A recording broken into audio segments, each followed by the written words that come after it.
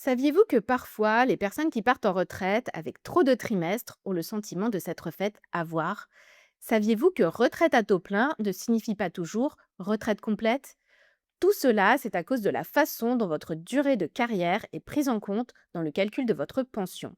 Je vous explique tout ça dans cette vidéo, la troisième de ma série qui décrypte pas à pas la formule de calcul de la retraite de base.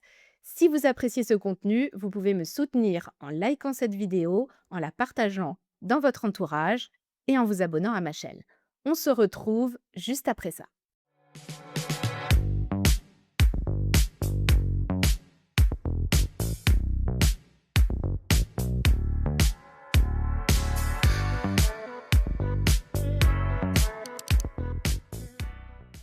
Pour commencer, je vous précise qu'ici, je vous parle du chiffrage de la pension de retraite du régime de base, qui est le premier niveau de votre pension, géré par l'assurance retraite pour les salariés et les indépendants.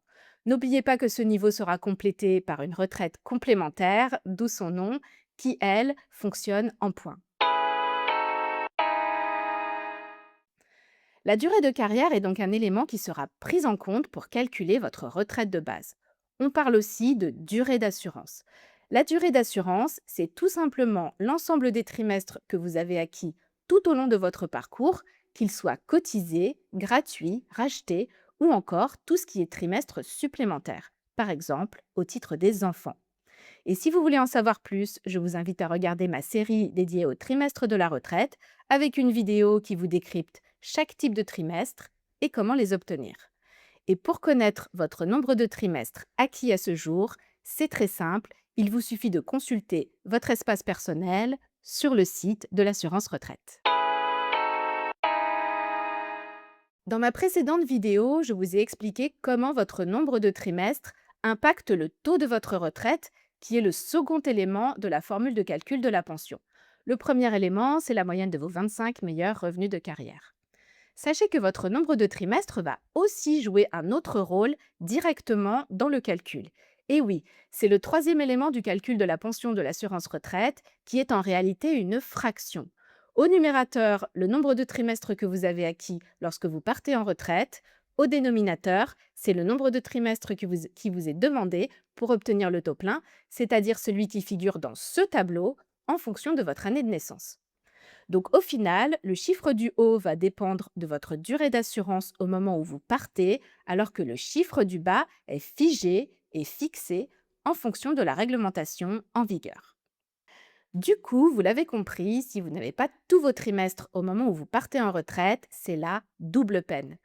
Non seulement le taux de la pension est réduit à un nombre inférieur à 50%, qui est le taux maximum, mais en plus, vous subissez une réduction de votre pension qui sera en fait proratisée en fonction de la durée de votre carrière. Et avec la minoration appliquée sur le montant de votre pension complémentaire, c'est même la triple peine. Prenons juste un exemple pour que les choses soient bien claires.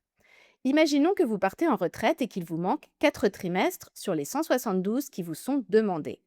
À la date de votre départ, la moyenne de vos 25 meilleures années de carrière est égale à 25 000 euros. Si vous aviez eu tous vos trimestres, la pension se serait calculée ainsi. Les 25 000 multipliés par le taux plein, égal à 50%, multiplié par au final le chiffre 1, puisque votre durée de carrière est ici complète, on arrive à une pension annuelle brute de 12 500 euros, ce qui nous donne à peu près 950 euros net par mois, sans la complémentaire et avant impôt. Avec 4 trimestres manquants, ça n'est plus la même histoire. On multiplie les 25 000 par un taux réduit, égal à 47,5% pour 4 trimestres manquants. On arrive donc à un résultat de 11 875 euros, le premier effet négatif, et ensuite on applique la réduction de la durée de carrière en multipliant par 168 le nombre de trimestres obtenus, par 172 le nombre de trimestres demandés. C'est le deuxième effet négatif. On arrive à une pension brute annuelle de 11 598 euros, soit environ 880 euros net par mois, versus 950 euros à taux plein. Alors sachez que cette réduction de votre pension, vous l'aurez également si vous partez avec le taux plein, mais que vous n'avez pas votre nombre de trimestres. À l'âge de 67 ans, par exemple, On vous donne automatiquement le taux maximum de 50%, mais s'il vous manque par exemple 10 trimestres sur 172 demandés, on calculera bien votre pension en appliquant la réduction 162 sur 172.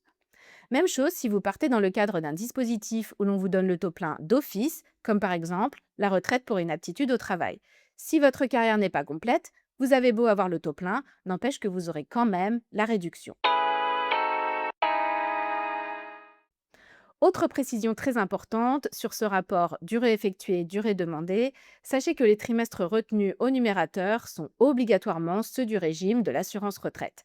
Et oui, la caisse ne prendra pas ici des trimestres qui ne la concernent pas. Imaginons par exemple que vous totalisez bien la durée qui vous est demandée, par exemple 172 trimestres, soit 43 ans de carrière, mais que vous avez effectué la moitié de votre parcours dans la fonction publique par exemple. L'assurance retraite vous donnera bien le taux plein car vous totalisez vos 172 trimestres, mais elle calculera votre retraite en ne prenant en compte que les 86 trimestres que vous avez validés auprès d'elle dans le secteur privé et vous aurez donc en réalité une pension réduite de moitié malgré votre taux plein. Après, cela n'est pas choquant puisque vous n'avez au final cotisé dans le régime privé que la moitié de votre carrière et que vous aurez aussi une pension qui vous sera versée par le régime des retraites de l'État pour l'autre moitié. La dernière chose à savoir sur ce troisième élément de calcul de la pension, c'est que quoi qu'il arrive, il est limité à 1. En d'autres termes, et si vous n'êtes pas matheux, le numérateur ne peut pas dépasser le dénominateur.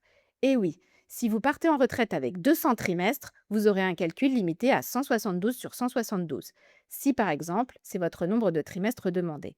Et là, tous les trimestres que vous avez acquis en plus ne vous servent à rien. Énormément de personnes l'ignorent ou le découvrent lorsqu'elles prennent leur retraite, mais en France, pour obtenir une surcote, il faut continuer à travailler et continuer après l'âge légal de la retraite. Et pour tout savoir sur l'âge légal et sur les dispositifs pour partir avant, vous pouvez regarder cette vidéo. Si vous partez à l'âge légal et même avant, dans le cadre de la carrière longue par exemple, vous pouvez avoir accumulé énormément de trimestres, ils ne serviront à rien dans le calcul de votre retraite. Et pour tout savoir sur la carrière longue, regardez cette vidéo ou bien celle dédiée à votre génération si vous êtes né de 1964 à 1967. La surcote, c'est l'un des éléments qui peut venir améliorer le montant de la pension de l'assurance retraite, mais il y a des conditions pour la déclencher et je vous en parle dans la prochaine vidéo qui aborde les mécanismes de majoration de la pension. Cette vidéo est terminée, j'espère qu'elle vous a plu et que vous avez appris des choses. Pour me soutenir, n'oubliez pas un petit like, un partage si vous le pouvez et surtout abonnez-vous à ma chaîne. Je vous dis à très bientôt.